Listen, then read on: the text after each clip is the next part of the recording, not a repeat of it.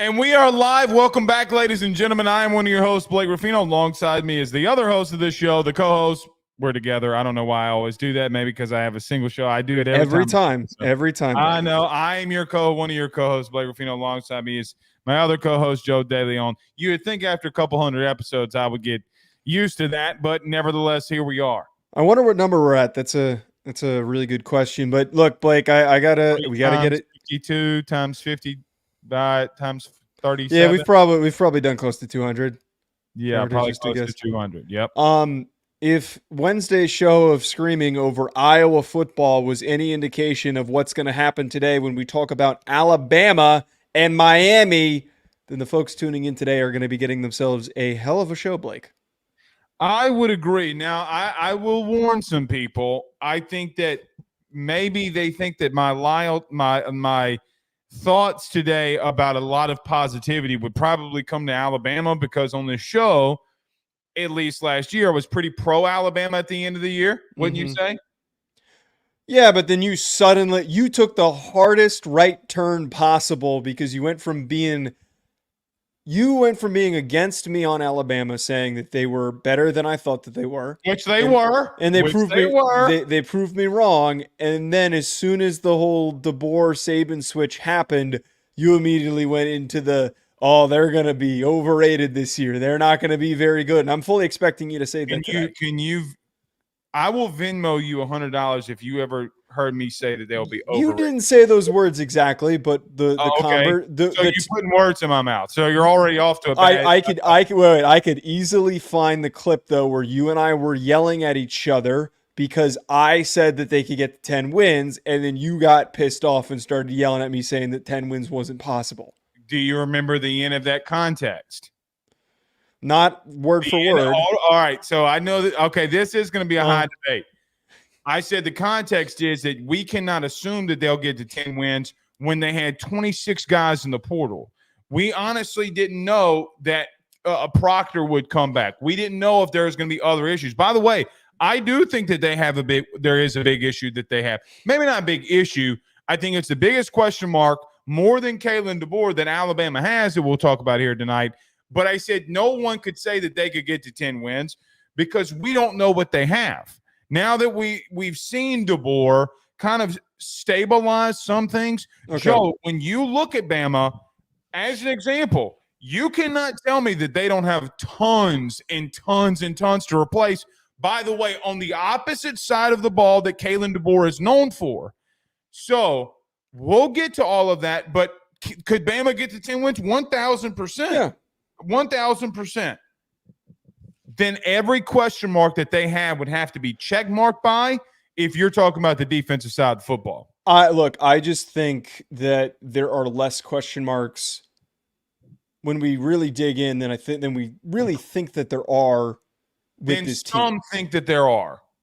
Then some think that there are. And I know that, for example, with Arizona, who was one of the dominoes in this whole coaching change situation, I was very critical of the depth that they had because of the roster turnover. But look, I still stand by this, and I'm going to bring this up when we probably start arguing later. I don't think that, one, the amount of roster turnover that they have was detrimental enough for them to lose a couple of capable wins on their schedule. And I think that there is a ton of talent that a lot of the guys that they lost were young players that were probably not going to play. I think that they're going to be survivable because the young guys underneath this group that just got drafted, there's going to be some playmakers. There are some transfers that they brought in, and I'll save what I'm going to get to later. I just think if last season, and it's very similar to what we yelled about with West Virginia, Blake, if last season they managed to outperform expectations, Alabama did, and Washington both did that. I don't want to sit here and overthink them. I really think that there is a nice formula for them to get to 10 wins, which feels like a step backward, but that is a realistic, successful season for them if they win 10 games. You said a lot of young guys left. Roydale Williams and Caleb Downs said hello when you were making that take. Okay, those are exceptions because those two young guys were obviously extremely gifted. Okay, fair. What are they going to do at receiver? Because Isaiah Bond, who was their number one wide receiver last year, and by the way, was Jalen Milroe's a blanket, if you will. When he got in trouble, he went to 17. Joe, Jermaine Burton's not there either. Yeah, so, but we can't. Let's not act like Kalen Deboer and that coaching staff aren't great at turning traitsy receivers into some elite talent. There's some traitsy receiver. I mean, Kobe Prentice, I think, is a quality player that they have. Jeremy Bernard that they brought in. I mean, Kendrick Law. They've got highly recruited guys in this receiving and they room. have almost and hardly any production in that unit. So again, will be the theme of the night for me. You can't go into this season assuming that they will be able to do it because, Joe, here's the God's honest truth. Kalen Deboer is going to face a lot better secondaries in this schedule than he did a year ago. That is true.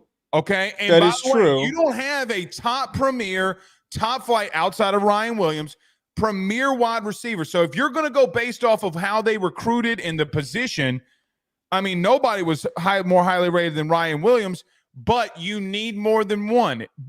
Look, we're getting way too ahead of ourselves. Yeah. We're doing the whole debate right now. We're doing the whole debate about Alabama right now. That's how you know it's going to be a good show. By the way, Joe, we have not talked about the Miami Hurricanes, who, by the way, does not have any question marks when it comes to receiver. No, you and I pre-show were just talking about how, man, they got some dudes. They have some dudes, and the biggest part is they no longer have the 28-year-old Tyler Van Dyke misfiring the ball to them. They've got a gunslinger in Cam Ward, who I think is going to, as anyone who's tuned into the show during the offseason, is going to go bonkers with that offensive line in the run game. It's just a perfect formula, and I know that we've got a large contingency of Florida State fans that tune into the show, but I'm sorry, guys. I'm all in on Miami. I couldn't be any more gung-ho over this team, which is very funny to say after the spats that I got into with Miami fans last year. I don't know if I'm not with you. With them, there are two question marks that they have to answer. Yeah. Number one for me, obviously, can you run the football when you need to? I think they got away from it way too quickly. I think they felt like they had to throw the ball all over the place. I think that question's answered already. I don't know if it is. Let me tell you why. Because if you have Cam Ward, sometimes you can get a little throw happy. Go put on some Damian Martinez highlights. Go put on some Damian Martinez highlights and sit back and watch. Okay, and the 6 losses they have, and every loss that they have under Mario Cristobal, not only did they get beat in the rushing game, Joe, it almost got doubled in every single account. They didn't have Damian Martinez, though. They didn't have the guys that they had were decent. It was a decent running back group. Damian Martinez is the truth. I agree. I'm just saying you got a lot of weapons at receiver. Miami's going to be a very interesting conversation to have, especially with the addition of Damian Martinez. All right. At the end, Rutgers, SMU, Oregon, all recruiting at a pretty high level, yep. Joe. Yeah, they've done some unbelievable things, and I know that we joke around about my love for Rutgers, the hometown team for me in New Jersey, but they are the talk of the town for anyone who's been paying attention to recruiting. There has been a lot of buzz about what's been happening with SMU and what's been happening with Rutgers, who historically have not been premier destinations for top recruits. And we'll save that for the end, talking a little bit about, like, is this sustainable? Is this just kind of a quick flash in the pan? Is this, Florida-esque? Is this USC-esque, where it's just you get a couple guys to commit and then the real offers start coming in and the real money starts getting thrown around and those guys leave? Not only that, we'll add in Dan Lanning. Let me ask a hypothetical question. Is he the next Kirby Smart? I've been saying that. I've been pushed back by many people. Ryan Roberts, my good friend, has pushed back on me on that one. And look, what does he push back on? He thinks that it's too soon to crown Lanning as the next big coach. And I've seen enough. I know that he needs to prove himself a little bit more, but considering how young he is, I mean, he's the way he's recruiting right now, it's unbelievable. He does have the Phil Knight bread backing him, but he has done some crazy things. Apparently, for Oregon fans, that's not all they have. What do you mean? Apparently, their collective, their fans put their head down, didn't say anything, and built up a pretty high collective. They almost don't even need that, but you're right. Yeah, there's a heavy. People forget how committed Oregon fans are. Well, they forget. Not only that, Joe, the crazy thing is you don't see a fan base get behind a very new head coach like that quickly. Yeah. Look, I think Dan Lanning is a very interesting conversation in the beginning of the season that we need to have. I hope that we have time at least tonight to get to it. But it's Sunday. You never know. Sundays can get wild, Joe. We're getting close to the season. That means shows get longer. So here we go. Let's get to it. Everybody do us a favor by hitting the like and share. If you're on Facebook, share to all those groups, all those social media pages. You're watching us, listening to us on YouTube. Like, subscribe, notification bell, wherever you listen to podcasts.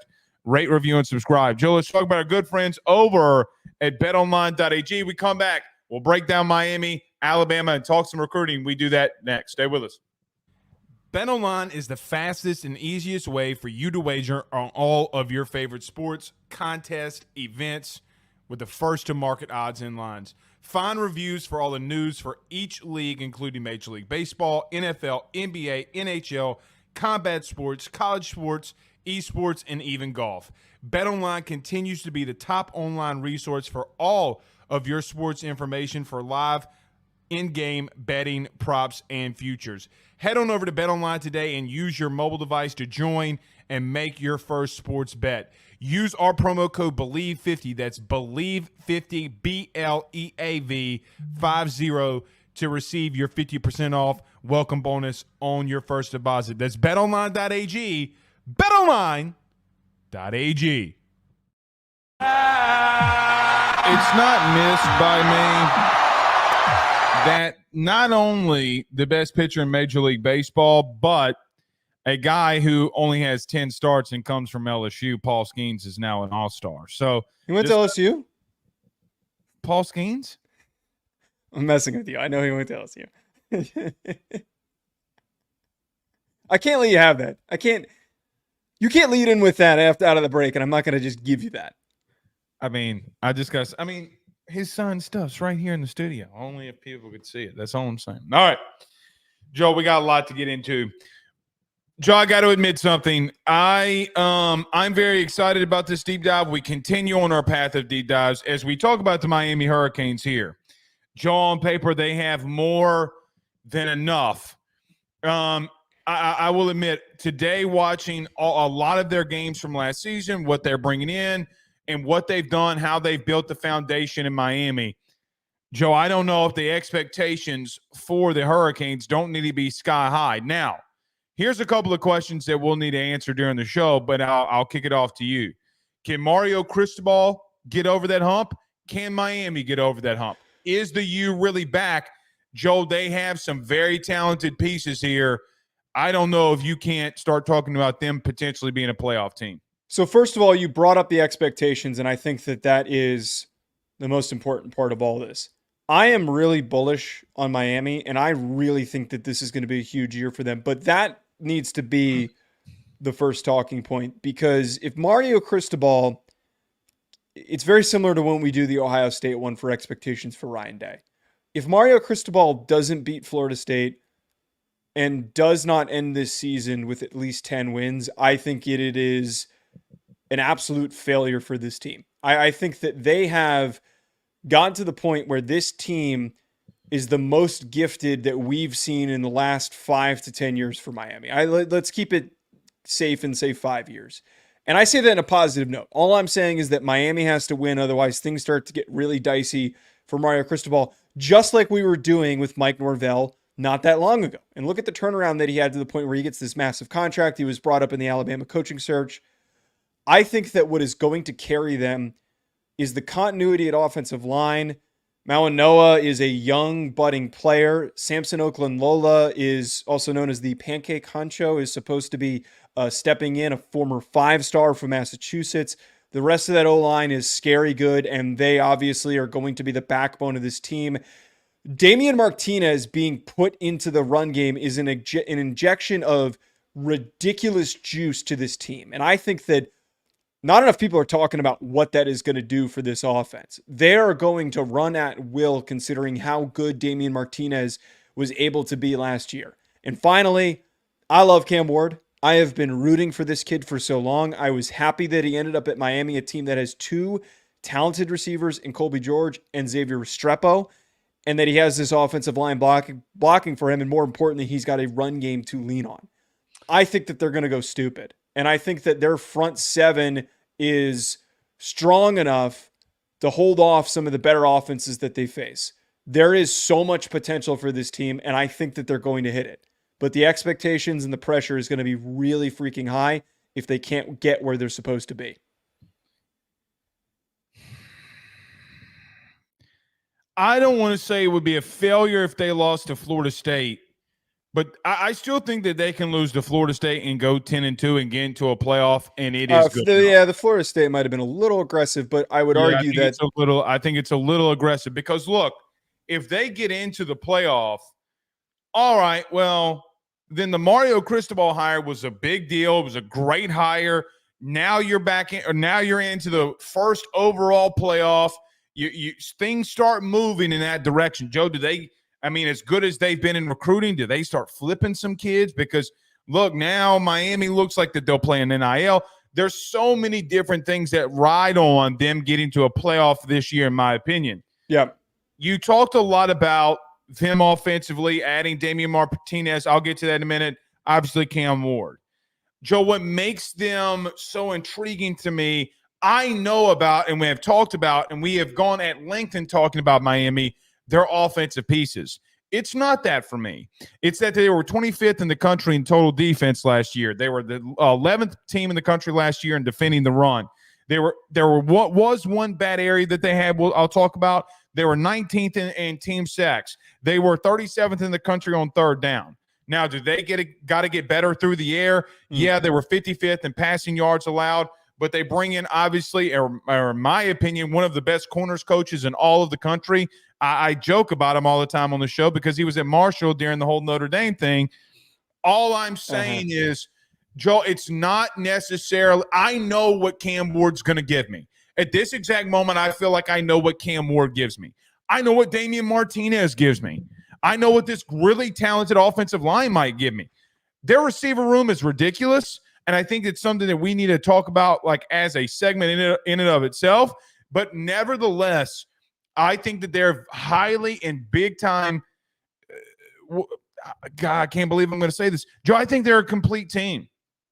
And I think it's crazy that we say that when you look at the quarterback situation. Like, we're just expecting Cam Ward to come in here and dominate. And I want to be cautious about that, but then I don't. I mean, Joe, the only two worries that I really have for this team at the current moment, cohesiveness offensively, because, look, that happens. Timing happens. Being one unit happens. We literally just saw it with the Heisman Trophy winner. You can't always come in late and expect the timing to be perfect throughout the year. But Jacoby George is really freaking good, man. So is Xavier Restrepo. They have two very talented wide receivers. Oh, by the way, Samuel Brown, who everybody was after in the portal, from Houston, is also there. Joe, if Cristobal doesn't make mistakes, I don't know where they don't have 10 wins this season. I can't pick them out because they are that talented. Now, Joe, we're about to find out an ultimate thing here. Does experience and being together as a team for longer than 1 year help or hurt you to the max level? Now, we saw USC do it a couple years ago. They went to a New Year's Six Bowl. Regardless, I think the only worry that I have about them offensively was, what if timing starts getting off early in the season with Cam Ward and these receivers? First of all, really quickly, before any Miami fans get mad at me, I don't know why I always do this. I always mix up. They lost Colby Young to Georgia. Jacoby George is the one that we really like. I knew what you meant. Yeah, I want to be correct. Colby and Jacoby, my brain refuses to remember which one's the right one. Jacoby George might be the biggest sleeper in college football. I really think he's not getting enough recognition. And I told you pre-show, somebody, I've heard from a number of people with NFL ties that think he could be a really impactful player just this season in general. But you're talking about, the timing, the cohesion. that goes into the relationship between a quarterback and his new receivers. I think where in a number of other situations, I would be a little bit wary. I'm not going to be as cautious in this one because of how good the offensive line is going to be and how good the run game is. They don't always need their passing attack to win them football games. And I don't think, I would hope not, that they don't overly rely when they're out of rhythm throwing the football to overly commit to trying to get that going, because they don't need to do that. If things are not working, if the timing's off, if a team is doing a really effective job of scheming against them, if they're willing to take a step back and say, let's start pounding the ball up the middle with one of the biggest, most physical running backs that can really thump between the tackles, a 240-pounder in Damian Martinez, you have this kid who was one of the best, a top 5 running back in the country last year and is going to be potentially a top 75 pick in the 2025 NFL draft. You have him, use him. I think if they're willing to use him, that's going to be really, key for eliminating that fear of what is going to happen with, that timing of the new receivers and the new quarterback. Joe, remember how bad North Carolina was defensively last year?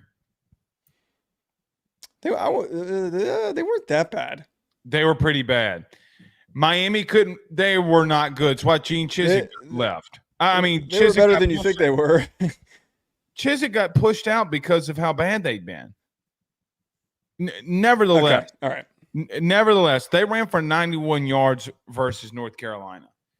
I get that. I get what you're saying about the running game. Let's not forget that there were times that it was anemic last year too. Now, that didn't lose them the game against NC State when Van Dyke had 3 interceptions. Like, it doesn't excuse those type of things. However, I don't know if Damian Martinez gets your running game to that level. I still think that your running game needs cohesion. I mean, you got to learn. I mean, Joe, he's coming into a situation here, okay, where you got to know when this guy or what your guards like to do in these type of situations. It's not just as easy as just going in there. See, wait. I disagree. We had this argument months ago, and I disagree with this. There's a reason running back is the one position on the field that requires the least amount of experience, deep knowledge of the game, and I'm not trying to call running backs dumb or anything. I know, but there's a reason why rookie running backs, there's a lot of them, their best seasons ends up being their first year in the NFL. Do you think that they were that bad at running back a year ago? Because they weren't. I'm saying that there's a stark gap between. I'm not saying that they were bad at running back, but I'm saying that Damian Martinez is that gifted. Sure, okay, but there were reasons why they didn't have those type of rushing yards, because their offensive line did underperform in critical moments. Now, could you talk about the inexperience, the youth? All right, I'll take that. Let's not act like that they couldn't line up in some games and run dudes over. You're talking about how highly talented there are. Okay, well, when you're going to live up to it in a high critical moment? Again, young, inexperienced, I'll take it. Now, they did go get Zach Carpenter from Indiana. I really wanted him. Okay, I think he could come into center. He's been it was a top 3 center of the last 2 years in the Big Ten. Got honorable mention as well. I think this year all Big Ten honorable mention center. So you look at those things. Okay, I'm just very wary sometimes. Like let me ask you like this: why is there something going off in the back of my head that says, Blake, you know better than to just look at them on paper and say that they're going to be really good? Do you get what I'm trying to say? Like it is the natural inclination to not want to go all in on a team like Miami, because you know what, they're like Texas. They're like Texas before last year, where Texas never had no Cam Ward. Every single year. Well, I would argue that similar traits between Quinn Ewers and Cam Ward. But my point is that before last year, and we fell victim to this, and I'm trying to do a better job this offseason of not falling for a number of traps like when we did the West Virginia preview. We are inherently biased against a team like Miami because they have been, in the past 10 years, extremely aggressively underperforming.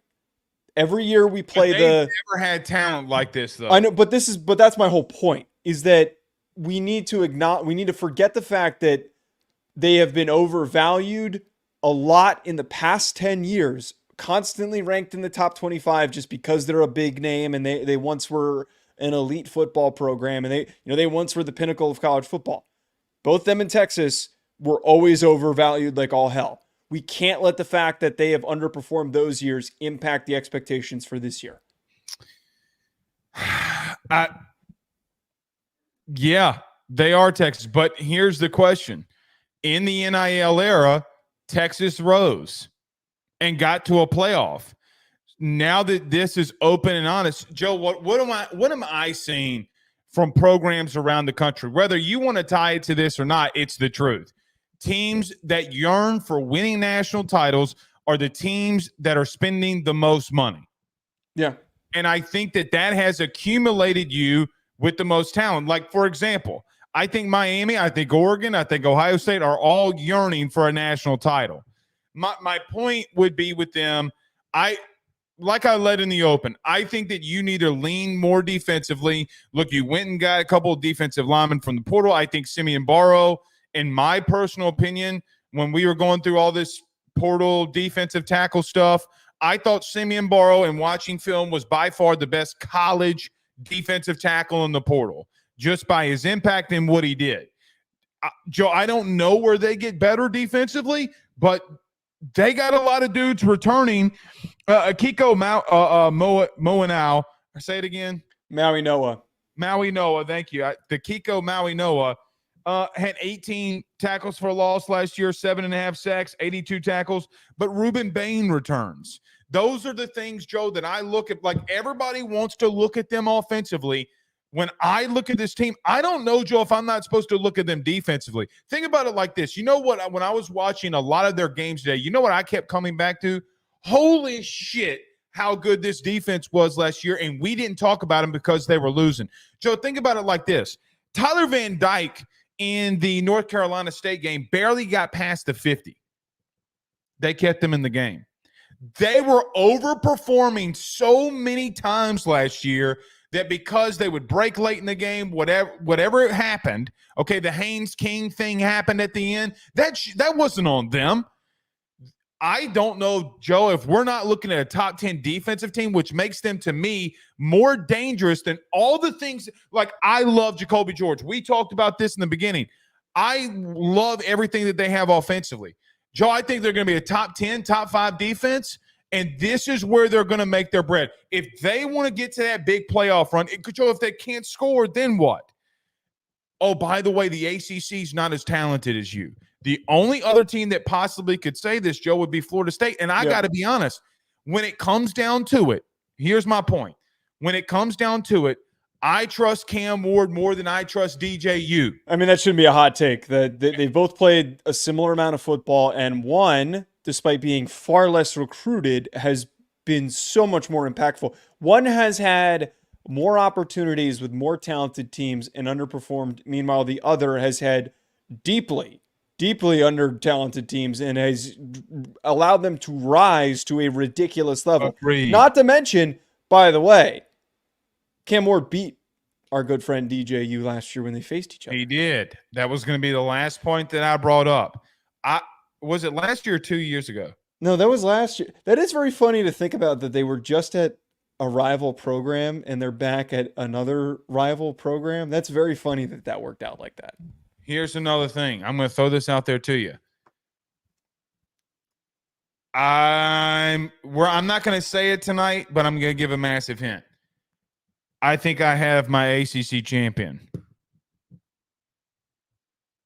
You think it's Miami? I think I might go Miami.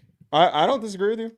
I absolutely do not disagree with that. They have been, and I have consistently been pushing that this whole offseason. I really, really do think that is going to be the reality here. And I know that we got a lot of Florida State fans. I'm sorry, guys, but the way that I felt about Florida State last season, I feel about Miami right now, because there's a talented core that just needed a little bit of a nudge of adding top portal players. And they did that. They added a lot of the premier guys in the portal at the positions that they needed. Speaking of that Florida State game, or Florida State team and game from last year. Joe, I think we need to look at this receiver room for just a moment. That being Jacoby George, Xavier Restrepo, and then Samuel Brown coming in from Houston. Mm-hmm. I gotta admit, I hate and love when I do this because, Joe, we cover the sport for a living, and it happens every single offseason that we do these deep dives. I really go in on a team, and I'm like, how in the hell did I miss Jacoby George all year? Joe, I want to redo the ball. I want to do wide receiver rankings. I should have never left him out. It is my fault because he had shitty quarterback play. That Joe, you can re-rank him after the season. I don't think it's wrong to place the guys yards and 8 touchdowns with Tyler Van Dyke and a packet of ketchup last year. And still, speaking of the Florida State game, very quickly, the screen that he got on 3rd and 19 and juking 4 dudes in the open field. By the way, let's just be honest, made Fentrell Cypress look really bad twice on the same play, and then a fade route down the sideline, Joe, to tie the football game. My man is a dude, an outright dude. I don't know at receiver that they're not going to be something special, bro. I completely forgot that you put a random LSU receiver who had no production on your list. So yeah, you're right. Do you want to swap him out? We can redo those rankings. I completely agree with you. I really think that this receiver room was held back, and part of me kind of wonders if Colby, I really like Colby Young. There's a reason why I keep mixing up the two of them because similar names, they're very different receivers. One is a big body guy. One is much more smaller and explosive and shifty like you're talking about. But part of me wonders if maybe there was a little bit more continuity at quarterback if he stuck around the 4-headed monster that they could have had. But I don't know the dynamic of that situation. Well, you don't need to go get Samuel Brown if Colby Young's still there. The one final point with this, though, before we move on to Alabama, I alluded to this a while ago, but I just want to reiterate it. I really think that the Florida game is going to be the barometer for how good Miami is going to be in 2024. I think that them going on the road to the Swamp in one of the most difficult places to play allows for them to have early adversity to help figure out what their identity is, to help figure out who they can lean on, who they can count on, who the true leaders are of this team. I think if they go in there and they knock them around and they kick their ass, a rival of theirs, that to me is going to make me feel really good about our takes today. But more importantly is going to just reaffirm like this team is going to win the ACC. If they out of the gate with all of these new faces have a huge game against Florida, albeit a weakened Florida team, I think that is going to be pretty good proof that they're as good as we're chalking them up to be right now. Jacoby George last year against Florida State had 5 catches, 153 yards, and 2 touchdowns. Joe, Emory Williams, their starting quarterback, remember at the end of the game, had a very bad broken arm there. Yeah. He completed 8 passes. 5 of them were to Jacoby George. I'm telling you, at the end of the year, all you draft experts, y'all going to be knocking on the door and saying, who is this kid? And I'm going to be like, well, Blake Ruffino told you in July. All right. Well, there's plenty of guys I can name that you don't know about, okay? I bet you I know everyone that you know. We'll see about that. Okay. You want to get to Miami? You mean Bama? You want to get to Alabama? Yeah, let's do it. Joe, we continue on another deep dive here, and we go down to Tuscaloosa. This one's not going to get any traction whatsoever. Nobody has a hot take whatsoever on Alabama since Nick Saban has left and Kalen Deboer is in. But what says you on this on Alabama now that Saban has left and now that Kalen Deboer is in, now that we look at this team, just in the team, not talking about recruiting for this year? Roll Tide, baby. I'm suddenly, I don't know where this came from. Blake, I was such a hater. And I guess now that Nick Saban's gone, and I love Kalen DeBoer so much, I'm supportive of Alabama this year. I have gone to bat with you multiple times to the point where just stray comments, you and I will get into fights over talking about Alabama. And I love it. It makes me really happy. And I think that this is going to be a really big fuel or a bit significant fuel for arguments this season. But to get to talking about Alabama, I'm super bullish. I understand that there was turnover on defense, They brought in LT Overton. I think that there's a lot of young guys, and I'm curious if Keon Keeley can get into the mix because that kid is rare athlete at defensive end. I don't know if there's too many guys ahead of him, which proves my point of how deep they are defensively and how talented they are up front once again. I think that their offensive line, bringing back Caden Proctor and him not leaving, affirms that they're going to be stout up front. They, to me, have what could be the best three-headed rushing attack in college football. With Jalen Miller, with Jalen Milroe, with Jam Miller, with Justice Haynes, and then also they have Richard Young, who redshirted this past season. There is a lot of talent in what they can produce on the ground. I'm not worried about receiver like you talked about in the open. I'm just not. They took Roma Dunze, Jalen Polk, and Jalen McMillan, who were not nobodies. Yeah, like Roma Dunze was like the fifth best athlete coming out at receiver in this year. Took a crop of raw receivers and turned them into not just productive ones, but the most productive receiving group in all of college football. They're going to find production. And the way that we saw Jalen Milroe look more composed, more calm, the ball was coming out differently in the spring game. I really think that this team is going to really open some eyes moving the ball through the air. Tommy Rees is out. I'm the biggest Tommy Rees hater in the world. Kalen Deboer is going to transcend Jalen Milroe and this offense. And I think that everyone else needs to get on the boat because they are going to be really freaking hard to stop. I don't want to start this off with me pointing out something that I thought was a negative, but you brought it up in the open and I got to address it. Okay. I don't think you can be that high on that defensive line right now.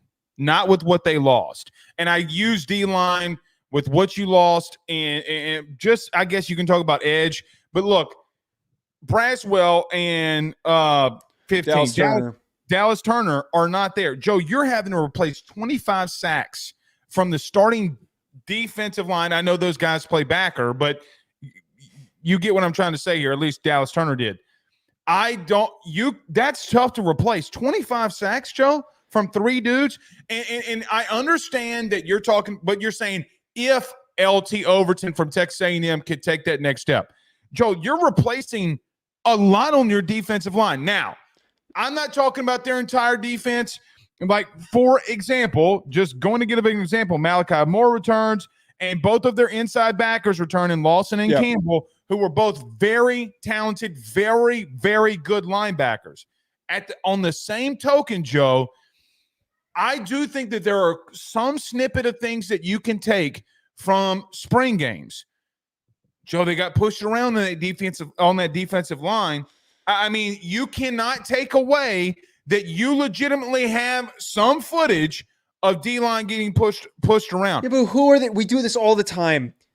Who are they going against? This is a really good offensive line. But Joe, what do I have to go off of?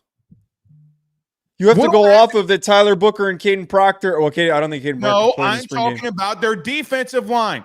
But they were going against that offensive line, so of course they're going to get pushed around.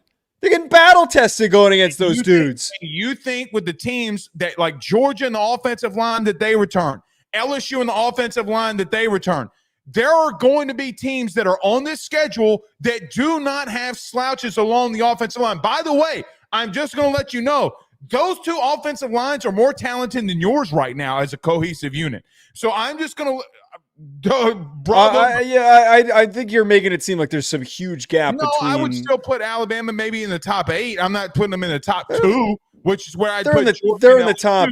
They're in the top 3 in the SEC. Tyler Booker raises the floor of that offensive line aggressively. Also had 6 games where he was really bad. He's a true freshman. Okay, Will Campbell was the true freshman, and you came in here and trashed him about 2 months ago. I didn't trash him, but he got his butt whooped against Jared Verse. We can't forget that he didn't play good against Jared as a true freshman. He didn't play good against Jared Verse. A sack, and over 120 snaps, he's given up a sack to Jared Verse, who was a first-round pick. This is why I don't like starting off with negatives. Joe, anybody, Saban included, going after 25 sacks along the defensive line is a big deal. They have replenished that group, and they're with look. whom? What do you mean with? I'm talking about in the history of that offensive line. I mean, the point is Joe, or defensive line. Sorry, defensive line. I misspoke. In the history of Alabama, they have been. Was there? Okay, but who recruited the backups? Who recruited the backups? Left. I mean, are we gonna seriously act like that Kalen Deboer who had struggles with the defense a year ago, legitimately. He didn't have these dudes. He didn't have dudes like this in Washington. Not even close. Joe, if I went to you about any other team in the nation that recruits like Alabama did along the defensive line. Now, they did not recruit. I mean, not a lot of teams did that. However, there are some teams, and if I would come at you and say any other team in the country has to replace 25 sacks, I've known you for too long. This is what you would come out here and do. You would legitimately come out here and say, Blake, they have a lot of talented guys, but it's got to be a big concern. I know you too well. You cannot tell me that has not been a I'm not saying it's not a concern, Blake, but my point with talking about this is that there are exceptions to things, okay? There's a lot of exceptions in football. There are trends that are worth bringing up, which is why we're talking about this and arguing about this, but they are in an exception because Nick Saban left a really strong situation for Kalen Deboer with the guys that are coming back on their defensive line. I think that there's a position group that is more concerning, but my point is that they are, I think, given a little bit of grace because especially, this is the biggest part about this. They rotated, if you go watch any of their game film last year, they rotated so many guys. Many guys in. I don't disagree with that. These guys are all experienced. I'm not saying that they're deeply experienced, but they've all gotten onto the field. I'm telling you right now, one guy to know, Jaheim Otis is a really freaking good athlete, and he is going to cause some problems. And he's listed as a backup in the depth chart because they have Tim Smith and Tim Keenan ahead of him. That's how deep they are. I don't know. I really thought that you were going to. I don't disagree that they have depth up front. What I'm saying is Saban is gone, and you have a unit that doesn't have the experience. Joe, quite honestly, we talked about this a year ago with them. Okay, well, they're just going to replenish on the defense. Okay, that's fine. How many times, though, have we seen Alabama reload, not rebuild, just reload? Yeah. Under Nick. And that's I hate saying that, but I'm going to say it along the defensive side. Joe, offensively, I don't have worries or issues with them. Okay, but here, that's where I wanted to start off with, but you made me go down this damn rabbit hole. Oh, well, we're down. This isn't a rabbit hole. This is a big argument point. I thought that when we were going to come into this, that we were going to sit here and actually agree on where I'm concerned is their secondary. Because their secondary is That's replacing a whole nother concern. Two corners, and right now we've got a freshman listed with Xavier Brown as a potential starter on the outside, and the depth is mostly freshmen and sophomores.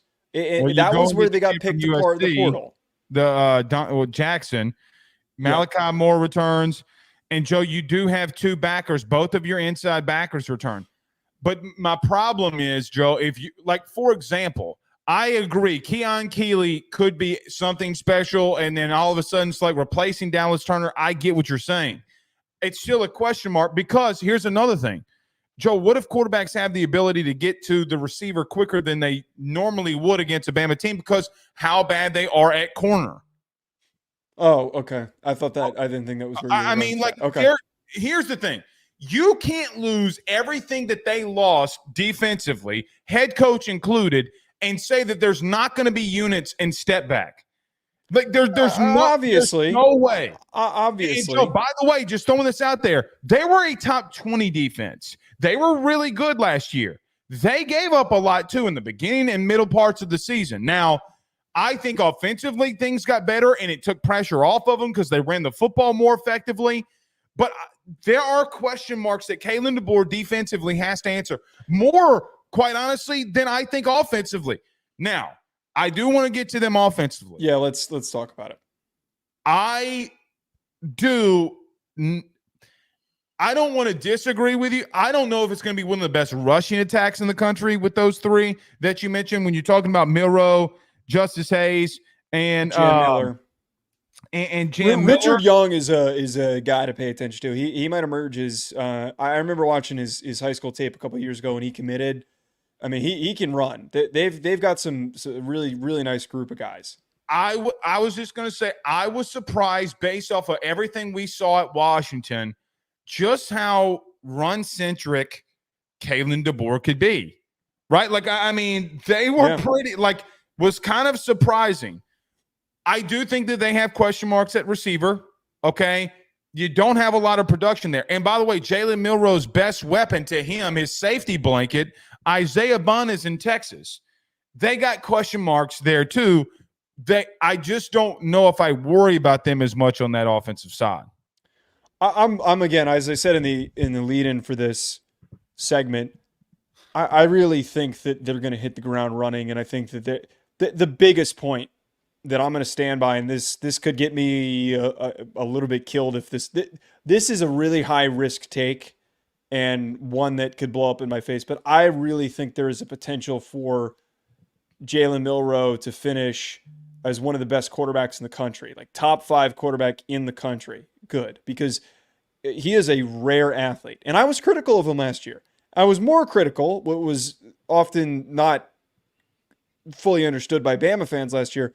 I was mostly critical of how Tommy Rees was, it felt like setting up, he was utilizing him in some creative ways, but it just felt like he wasn't being coached effectively to make the right decisions.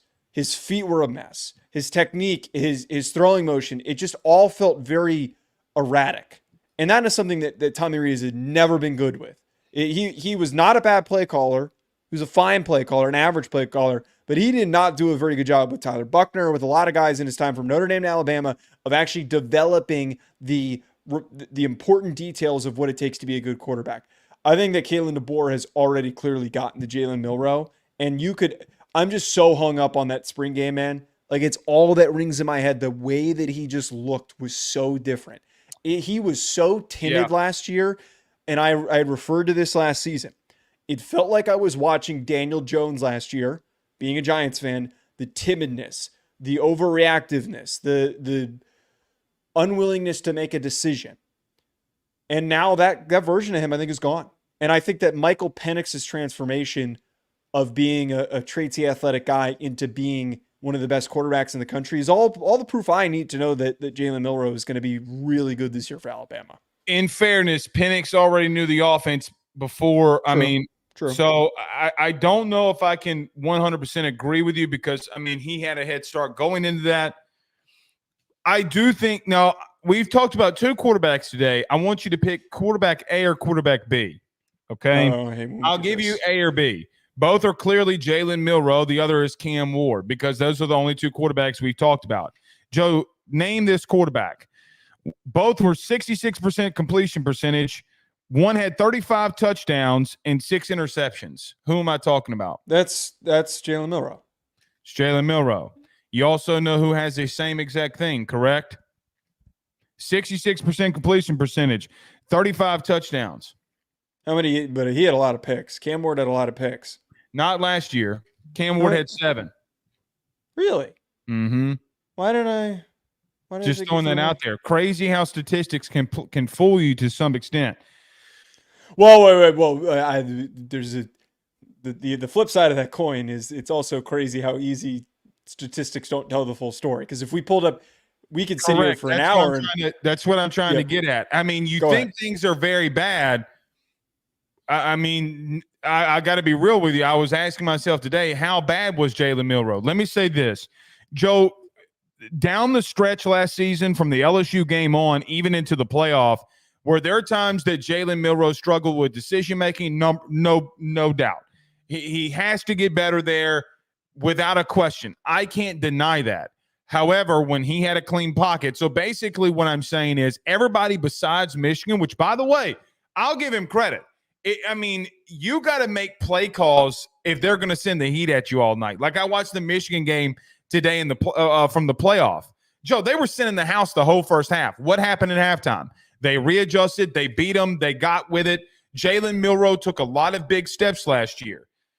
I don't know if he is going to morph into one of the best passers in the SEC. He's just so much of a dual threat, though. Okay, because of the way he runs, because of his athleticism, I do think he's gotten better. And we talked about it during the spring. Joe, I was really kind of impressed by what he did throughout the spring. So we'll see. Okay, I don't disagree with you. I don't know if he'll be a top 5 quarterback in the country, but I don't know if they need him to be. Right? Like I don't. Really I disagree with that. I think their success does come down to. I know it's really easy to have the whole the quarterback. What does the quarterback do is important for team success. To be a top 5 quarterback, he wasn't a top 5 quarterback last year, and they got to a playoff. If the defense is as good as you think that they could be in replenishing and reloading, he wasn't a top 25 quarterback last year. Well, you ready for me to make the ironic statement that completely dispels everything I just argued with you about? Well, last year's defense was better, so he was able to lean on that defense a little bit more. Oh, okay. So and he had better receivers. Okay, so everything you just argued with me about for 10 minutes is completely dispelled. So No. It's not. No, it's not. Here's the truth. You love Kalen Deboer so much that you're willing to look over. I made some good arguments. You are now I made some very homer. I'm not the truth. I'm not a homer. Again, if we would have talked about any other team in the country having to replace what they have to do defensively, Joe, we've been doing this for 2 years. Because they are an exception. The kids that they had already on the roster. Saban is the exception. It's not like the whole team just disappeared and got on a bus and went somewhere. A bunch of kids did leave. Got on the bus and went to the NFL. But a bunch of the guys that yes, and that's happened for a decade. I'll give you one. Let's go here. You know who had a defensive line with almost the same amount of sacks that left and went to the NFL and then came back and we thought underperformed times last year? Georgia. Oh, Georgia. Well, so again, okay. I don't know if that really proves the point. But I mean, if we're being honest, what were we saying during the season last year? Secondary, we said it flipped. Their secondary was elite and playing elite. Their front 7 had not been up to par to their standard. That was the conversation that we had about them defensively. We thought they were the best team in the country because their secondary was so good. And why not? Jalen Milroe beat them. And I got to admit, Joe, here's the truth that nobody wants to talk about with Jalen Milroe. He won them the SEC championship game down the stretch. Yeah. I mean, that was and that gets vastly overmissed. And look, there were things that went against him last year. Tommy Reese being one, and I got another. I was thinking about this today. Name a time that Nick Saban allowed those bad snaps to happen like that in any part of his reign. Like he would have pulled dudes. Like that, Nick never allowed small shit like that to fester the entire season, ever. And you know who we blame? Jalen Milroe. It looks bad on Milroe. I mean, did it not? I'm sorry. Yeah, I'm sorry to do that, but I'm sorry to do this to Jalen Milroe. But like the center exchange, yes, a lot of it does go on the shoulders of the center, but at the same time, Joe, the last play of the season last year is not on him. It's not, but he's not completely absolved of blame. I'm not. No, I didn't absolve him from blame. Okay. What I said, though, was Nick never allowed that to go on. The bad snaps is not on him. It's just not. From a guy that played the position, it never will be. Your only job is to, even if you get blown up every play, your job is to get the ball to the quarterback perfectly or damn near perfectly. Yeah. Anyway, here's how I'm going to end this. I do like the attitude that their fan base has. You know, with Nick being gone, they are saying, if you want some, come get some. Okay, and until you dethrone the man, he's still the man at the current moment. I will just say this, though. I know you've talked about, well, they did it at Washington. They can do it at Bama. Joe, I don't know about the receiving core, though. I mean, there is nothing there that you can build off of that they have enough production that you can be like, hey, well, okay, man, I don't know. Brian Williams could be a true freshman that everybody has to get to know because of necessity. I disagree. As I said earlier, I disagree about the receiver stuff. My projection, though, for them, Blake, to put it out there, I think that they're one of those teams that has a really close floor to their ceiling. I don't think they're going to go lower than nine wins. I think that they are, as I've laid the picture out here, they're good enough that if things don't go according to plan and they stumble, they're going to stumble their way into 9 wins. That's how capably good they're going to be. I think that they're a 10-win team. And for any Alabama fan who thinks that, I don't think anyone Alabama fans thinks that that's an underachievement. I'm sure that some do. They will think that that's an underachievement. Yeah. But now you don't need to win 12 games. And the problem, what makes it really tricky for them, is that they go to Tennessee and they go to LSU. And I think it's too hard for them to go on the road and to win both of those. So 10 wins, I think, is doable. I think that they could maybe steal that Tennessee game. And that's what it's going to come down to. Joe, I can't believe I got to ask you this, but I'm going to ask you. If you're saying that they're going to get to 9 wins, then their defense is going to have to do exactly what I said. And they're not going to be able to overcome the defensive line woes. I mean, I'm not. I don't need to keep reiterating my point. I just don't agree with that. So you believe that Georgia, Tennessee, and LSU? Look, man, I'm around there the same place as you with them on that. I just don't want to be that guy that, like, I feel like if I don't give him 10 wins, okay, I'm saying Kalen Deboer sucks. The only things that people hear is me saying Kalen Deboer sucks. It's not what I'm trying to say.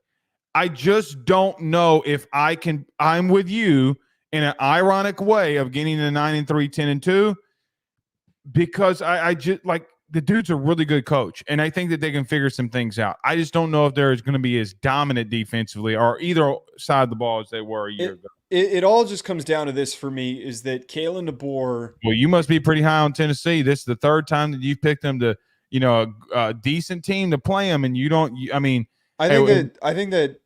Well, we already talked about Tennessee. I think that Alabama. I really think that Alabama can steal that. That's on the road. That's a really tough game. But I wouldn't be surprised if Alabama doesn't eke that one out, and everyone's going to pick Tennessee that week. But I'm going to pick Bama that week. David in the chat, name them.